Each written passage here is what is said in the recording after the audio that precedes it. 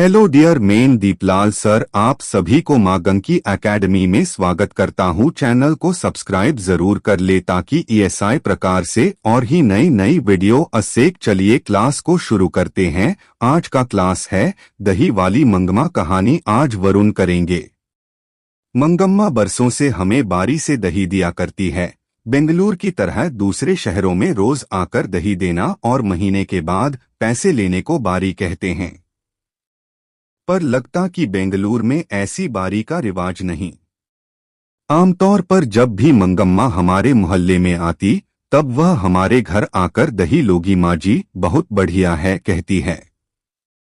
हमें आवश्यकता होती तो हम ले लेते और उस दिन के भाव के अनुसार उसके पैसे दे देते या अगले दिन चुका देते। यह हमारी उसकी बारी की रीति है। वह अवलूर के पास किसी गांव की है। उसके गांव का नाम शायद वेंकटपुर या कुछ ऐसा ही है। आते समय हमारे मोहल्ले से होकर ही आना पड़ता है और जाती बार भी हमारी तरफ से ही जाना होता है।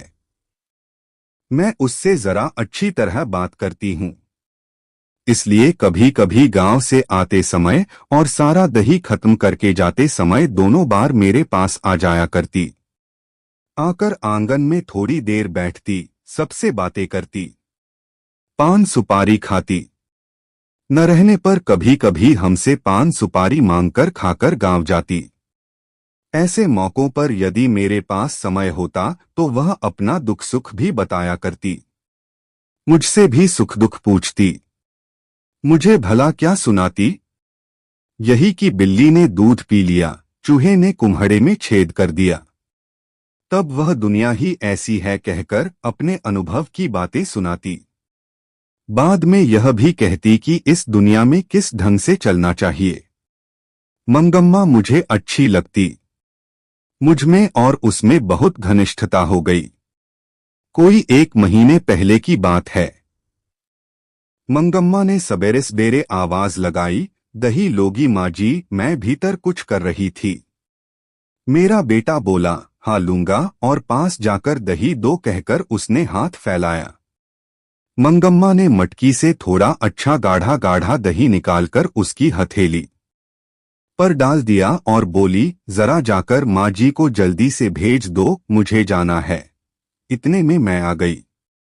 मंगम्मा बोली, माँ जी, सोने जैसा बेटा पैदा किया है। जैसे गुण तुम्हारे हैं वैसे ही उसे मिले हैं। पर इन सबसे क्या, लड़के के बड़े होने की देर है।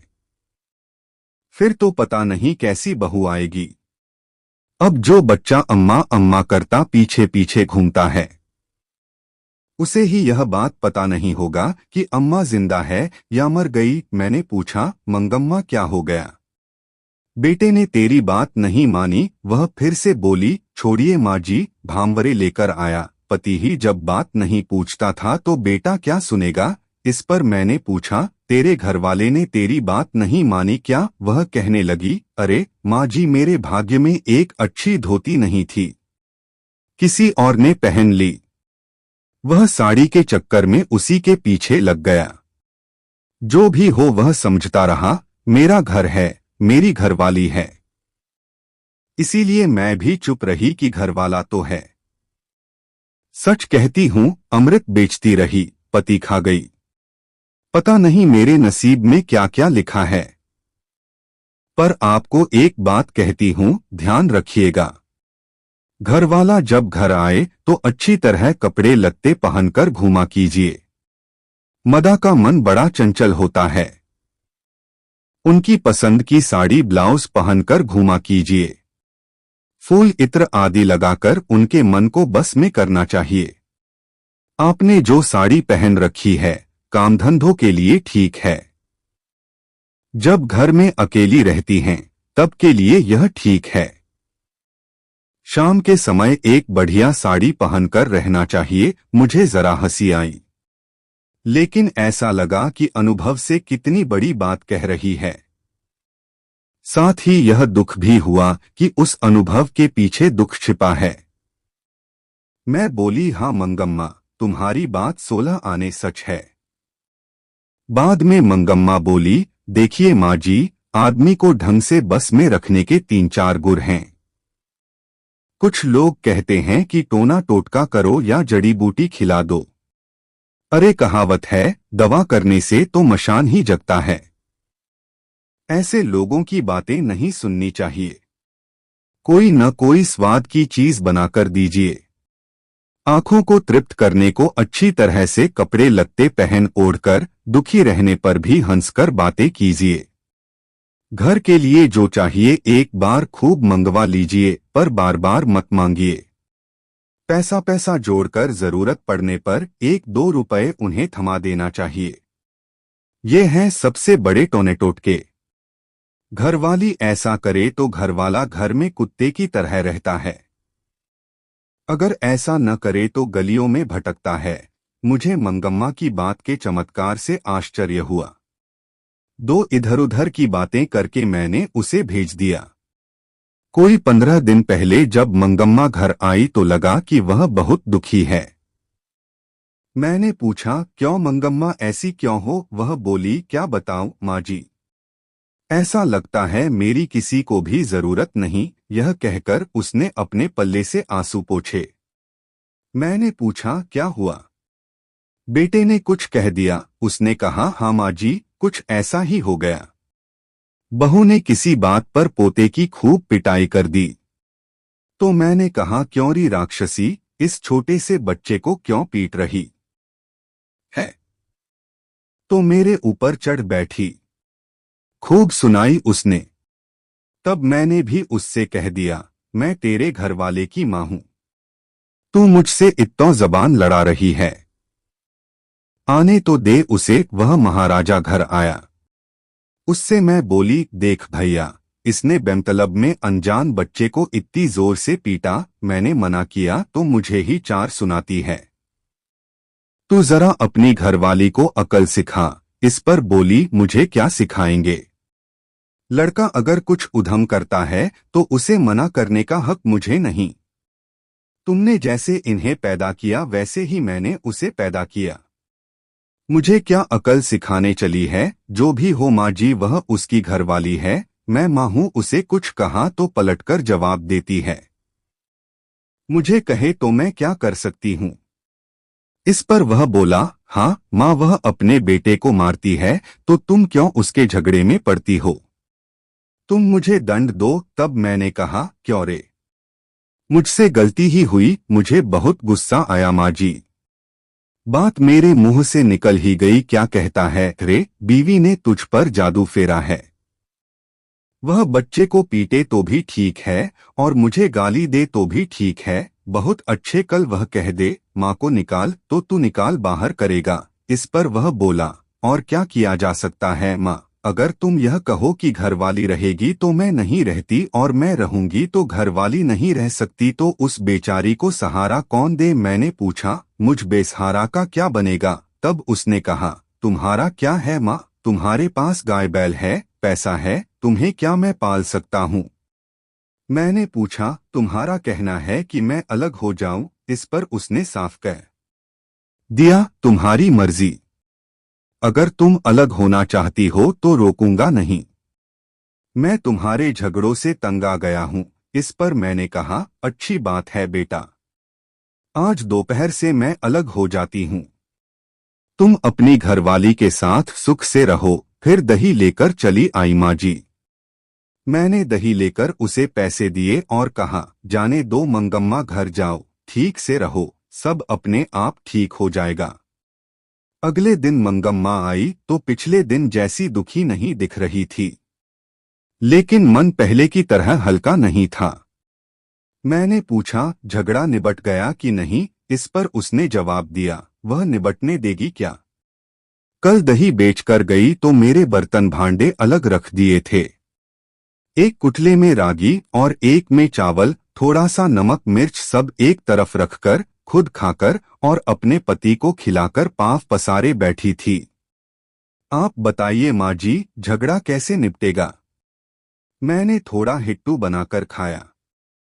शादी के बाद बेटा कभी अपना रहता है माँ जी। ठीक है, जब उन्हें नहीं चाहिए, मैं ही क्यों जबरदस्ती करूं? अलग ही रहने लगी माँ जी। रोज उस बच्चे को थोड़ा सा दही देकर बाद में बेचने आया करती थी। आज ठीक उसी समय वह उसे बच्चे को लेकर कहीं चली गई थी।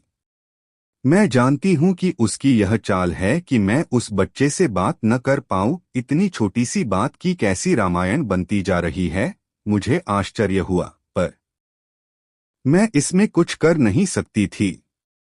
इधर उधर की कुछ बातें करके मैंने मंगम्मा को विदा किया। बाद में 2-1 दिन मैंने वह बात उठाई ही नहीं। ऐसा लगा कि वह अलग ही रहने लगी है। एक दिन उसी ने पूछा, माँ जी, आप जो मखमल पहनती हैं न, वह कैसे गज मिलती है? मैंने पूछा, क्यों मंगम्मा? तो वह बोली, इतने दिन तो बेटे और पोते के लिए पैसा पैसा जोड़ती रही, अब भला क्यों जो हूँ? मैं भी एक मखमल की ब्लाउज पहनूंगी। मैंने कहा, एक ब्लाउज के 7-8 रुपए लगते हैं मंगम्मा। उस दिन मंगम्मा ने जाकर दर्जी से वह कपड़ा लिया और वहीं सिलने दे दिया। दूसरे दिन पहनकर आई। मुझसे कहने लगी, देखिए माँ जी मेरा सिंगार। घरवाले के रहते एक अच्छी साड़ी नसीब नहीं हुई, वह तो किसी के पीछे लगा था।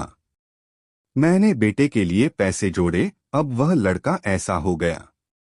अब कैसा है मेरा सिंगार? मुझे लगा कि बेटे से अलग होने के कारण दुख से मंगम्मा को जरा मतिभ्रम हो गया है। जब ज्यादा दुख आ जाता है तब हर किसी को ऐसा ही हो जाता है। मैंने कुछ न कहा, पर सोचा इस जैकेट के कारण उसे किसी दूसरे से झगड़ा मोल लेना पड़ेगा। उनके गांव का एक लड़का बेंगलुरु में पढ़ रहा था। वह फिरंगियों की तरह अथवा पढ़े लिखे हम जैसों की तरह जरा नफासत से कॉलर टाई पहनता था, जरा शौकीन था। उसने एक दिन मंगम्मा को देखकर पूछा, क्या बात है अम्मा, एकदम मखमल की जैकेट ही पहन ली? तब मंगम्मा ने कहा, क्या रे लड़के, यूं बढ़-बढ़कर बातें कर रहा है? तू गले में फांसी लटकाए घूमता है, मैं जैकेट नहीं पहन सकती। दोनों में तू मैं हो गई। पास खड़े 4 लोग हंस पड़े। अगले दिन मंगम्मा ने ही यह बात मुझे सुनाई। दूसरों की बात तो दूर, उस बहू ने भी मंगम्मा को सुनाते हुए कहा था, बहू को एक जैकेट सिलाकर नहीं दी। सास अलग हो गई और अब मखमल की जैकेट पहनने लगी है। मंगम्मा ने ब्याह में बहू को कर्णफूल, कड़े, झुमकी, कान की जंजीर, कंठी और तगड़ी सब दिया था। बाद में भी साल के साल कोई न कोई गहना बनवा देती थी। वह तो बहू को याद नहीं रहा। मंगम्मा उसकी बात सुनकर 1-2 बार तो चुप रही, बाद में वह अपने को रोक न पाई। एक दिन रात को जाकर बेटे से कह दिया, तेरी घरवाली बड़ी बड़ी बातें बनाती है, मेरे जैकेट पर ताने कसती है। कहती है मैंने उसे कुछ भी नहीं दिया। क्या मैंने कुछ नहीं दिया? कड़े, कर्णफूल, झुमकी, पदक, क्या यह सब मेरे दिए हुए नहीं? बहू ने पति को बोलने का मौका ही नहीं दिया। वही बोली, अब तो घरवाला भी नहीं, ऊपर से बुढ़िया भी हो गई हो, अब कर्णफूल और तगड़ी पहनोगी? ले जाओ पहन लो। बैठे पति ने उससे कहा, क्यों री, तू बकवास किए जा रही है? फिर माँ से बोला, माँ मैं तुम लोगों का झगड़ा पसंद नहीं करता, अगर तुम्हें चाहिए तो सारे जेवर ले जाओ। मंगम्मा बोली, माँ जी रास्ता चलने वाले भी इस तरह से बात नहीं करते, चाहिए तो जेवर लेकर चली जाओ। कहकर उसने सारा दोष मुझ पर ही मढ़ दिया। अब यह जन्म किस लिए? यह सुनकर मुझे बड़ा दुख हुआ, वह भी इसलिए कि बुढ़िया ने अपने पोते को पीटने से मना किया था। भला यह सब क्या हो रहा है? बात मुझे बाद में समझ में आई। जहां भी देखो झगड़े का कारण ऐसा ही होता है। जब कोई एक दूसरे को पसंद नहीं करता तब छोटी बातें भी बड़ी हो जाती हैं। बेकार के झगड़े उठ खड़े होते हैं।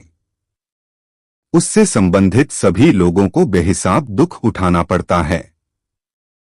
कुछ दिन बाद एक दिन मंगम्मा बोली, माँ जी आप बहुत भली हैं, मेरे पास थोड़े से पैसे रखे हैं, उसे कहीं बैंक में रखवा दीजिए। उन पर कई लोगों की आंखें लगी हैं। मैंने पूछा, ऐसा क्या हो गया? वह बोली, माँ जी, कल ही की बात है। हमारे गांव में रंगप्पा नाम का एक आदमी है। वह कभी कभार जुआ हुआ खेलता है। बड़ा शौकीन तबीयत का है। मैं तब दही लेकर आ रही थी तो कहीं से टपक पड़ा और पूछने लगा, क्यों मंगम्मा, अच्छी तो हो? मैंने कहा, क्या अच्छा क्या बुरा, जो है तुम्हें पता नहीं। वह बोला, हाँ भाई, तुम्हारा कहना ठीक है। आज के जमाने में भला कौन सुखी है? आजकल के लड़कों की जबान का क्या ठिकाना। हमारी उम्र के लोगों को तो बस देखते रहना ही पड़ता है, और कर भी क्या सकते हैं। वह वैसे ही साथ चला आया। रास्ते में अमराई का कुआं है। वहां से गुजरते समय मुझे डर सा लगा। मैं सोचने लगी, पता नहीं यह क्या कर डाले। आंटी में काफी पैसे थे, कहीं इसी के लिए तो पीछे पीछे नहीं आया। वही बोला, जरा चूना दोगी? मैंने दे दिया। वह लेकर चला गया। आज भी आते समय वहीं आकर मिला। माँ जी। इधर उधर की बातें करता करता बीच में बोला, मंगम्मा, मैं जरा तकलीफ में हूँ, थोड़ा सा कर्ज दोगी? इस बार रागी बेचते ही लौटा दूंगा। मैं बोली, अरे भैया, मेरे पास पैसे कहाँ? तब वह कहने लगा, जाने दो मंगम्मा, क्या हमें पता नहीं? पैसे को यहाँ वहाँ गाड़ कर रखने से भला क्या मिलता है? फिर थोड़ी देर बाद वही बोला, तुम्हारा बेटा तुम्हारे साथ रहता तो मैं तुमसे कर्ज नहीं मांगता। मैं जानता हूँ तुम अपनी बहू के लिए कोई न कोई चीज बस्त बनवाती रहती थी। अब वह बात तो नहीं रही। देखिए माँ जी, औरत अगर अकेली हो जाती है तो लोगों की आंखें उसकी तरफ लग जाती हैं। मैंने मंगम्मा से कहा, मैं अपने घरवाले से पूछकर बताऊंगी। मैंने उनसे इस बारे में कोई बात नहीं की। दूसरे दिन मंगम्मा ने दही लेने के बाद आंटी से एक थैली निकाली और कहने लगी, माँ जी, जरा भीतर चलो, गिन लो। मैं बोली, मैंने अभी उनसे पूछा नहीं, अभी रखे रहो, फिर ले आना। मंगम्मा कहने लगी, मुझे बहुत डर लगता है माँ जी। आज भी रंगप्पा आया था अमराई के पास तक। कहने लगा, जरा बैठो मंगम्मा, ऐसी जल्दी क्या है? मेरे पास ये पैसे भी थे। मेरा दिल जोर से धड़कने लगा। अगर मैं नहीं रुकती तो वह जबरन बाह पकड़कर बिठा लेता। इस डर से बैठ गई। वह दुनिया जहान की बातें करता रहा। बाद में मेरा हाथ पकड़कर बोला, मंगम्मा, तुम कितनी अच्छी हो, जवानी में भी घरवाले ने मेरा इस तरह हाथ नहीं पकड़ा था। बाद में भी किसी और ने इस हाथ को नहीं पकड़ा। आज इसने आकर पकड़ा। मैंने हाथ छुड़ा लिया और पूछा, क्या बात है रंगप्पा, आज बड़े रंग में हो? मेरा अच्छापन देखने को तुम मेरे घरवाले हो क्या? कहते हुए उठकर तेजी से चली आई। माँ जी, कल उसने पैसे मांगे थे, आज उसने पान मांगा। जिसने मड़वे के तले बैठकर मोर बांधकर गठबंधन करके हाथ थामा, वह तो कभी का चला गया। भरी जवानी में घरवाले ने मुंह मोड़ लिया। कोई और होती तो यह सोचकर खुश हो जाती कि घरवाले ने तो पसंद नहीं किया, पर कोई तो पसंद करने वाला मिला। पर मैंने अपना धर्म नहीं छोड़ा। इस बदमाश ने आकर मेरा हाथ घरवाले से भी ज्यादा हक से पकड़ लिया था। मुझे लगा कि बेचारी का जीवन बेकार में ही दुखी होता जा रहा है। इसलिए मैंने कहा, यह सब फजीहत काहे का मंगम्मा? चुपचाप जो हुआ उस पर मिट्टी डालकर बेटे के साथ रह क्यों नहीं जाती? मैं तो रह जाऊंगी माँ जी, पर वह रहने दे तब न। बेटे से यह सब बता दो। हाय राम, हो हल्ला करके मेरी बहू तो मुझे जाति से ही बाहर कर देगी। मुझे देर हो रही है माँ जी, चलती हूँ। कल अपने उनसे पूछकर रखिएगा, कहकर मंगम्मा चली गई। 1 घंटे बाद फिर आकर बोली, माँ जी, आज एक बात हो गई। क्या? बच्चे के लिए थोड़ी सी मिठाई लेकर टोकरे में रख ली थी। मंगम्मा ने पहले ही बताया था कि उसके पोते को उसके पास वह आने नहीं देती, इसलिए मुझे यह समझ में न आया कि बच्चा कौन सा है। मैंने पूछा, किस बच्चे के लिए? और कौन सा बच्चा माँ जी? मेरा पोता ही तो। तुम्ही ने तो कहा था वे तुम्हारे पास नहीं आने देते। उसकी माँ तो मना करती है पर बच्चा क्या रुक सकता है। आंख बचाकर आ ही जाता है। कभी कभी जरा दूध पी जाता है, कभी दही मांग लेता है। थोड़ा सा कुछ मिल जाने पर नाच उठता है। जरा भी शोर मचाता है तो तेरी माँ सुन लेगी कहते ही चुप हो जाता है। बच्चों का खेल ही तो असली खेल है। उसी के लिए थोड़ी सी मिठाई लेकर रखी थी। वह सुकापुर है न, उधर से आ रही थी। वहां एक आम का पेड़ है न, उस पर बैठा एक कौआ झट से मिठाई की पुड़िया उठा ले गया।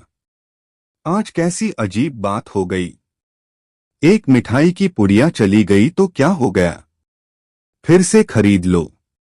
यह बात नहीं माँ जी। कहते हैं कि कौवे से आदमी का स्पर्श नहीं होना चाहिए, इसीलिए कहा। उससे क्या होता है? कहते हैं उससे जान का खतरा हो जाता है। मुझे लगा कि मेरे दिन पूरे हो चले। बाद में यह सोचकर खुशी भी हुई कि चलो अच्छा हुआ। यह जन्म किसी को भी नहीं चाहिए। अच्छा है जल्दी से भगवान के चरणों में पहुंच जाऊंगी। जो भी हो आज ही हो।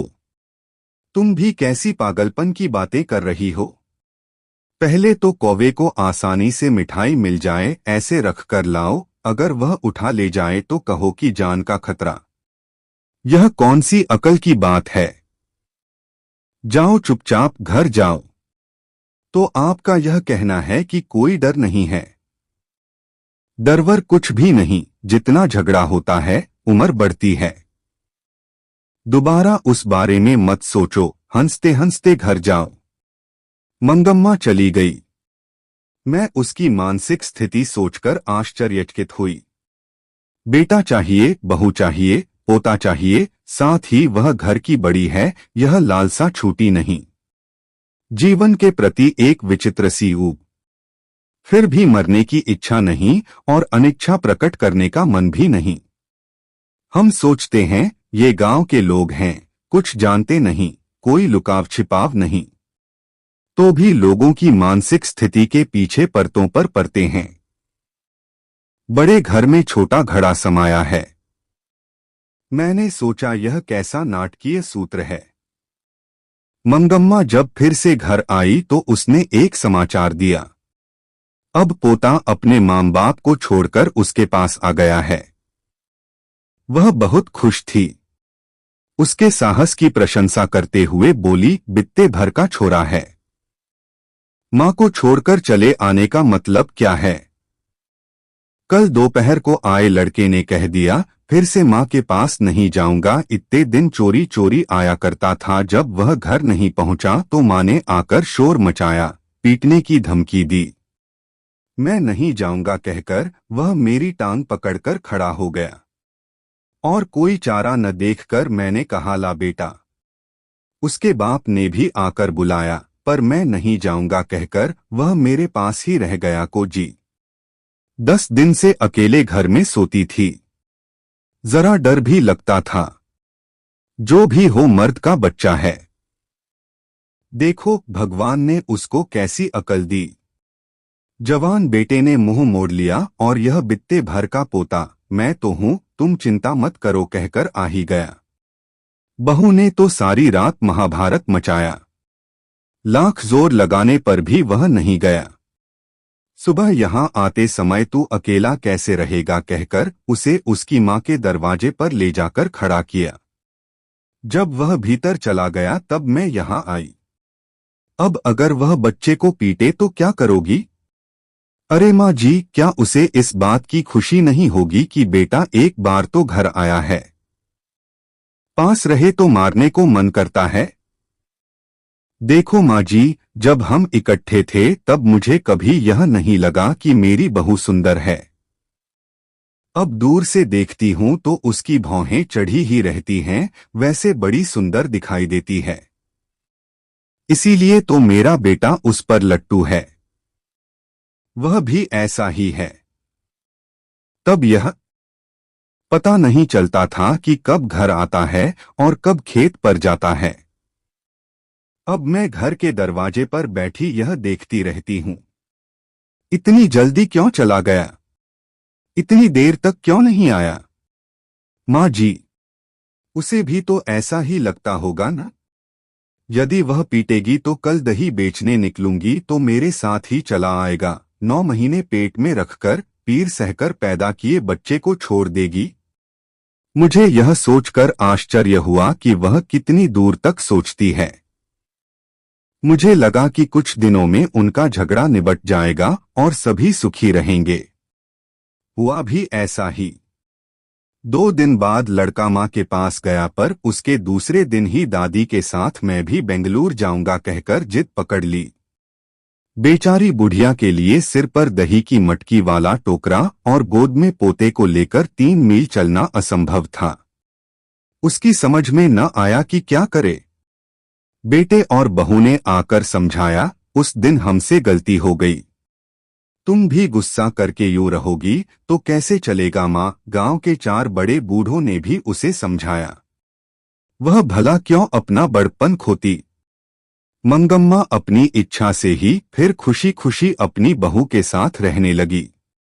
परंतु पोता तो दादी के पास ही रहने की जिद पकड़े बैठा था। इसलिए एक नया प्रबंध शुरू हुआ। शुरू से ही दूध दही का व्यापार मंगम्मा के हाथ में था।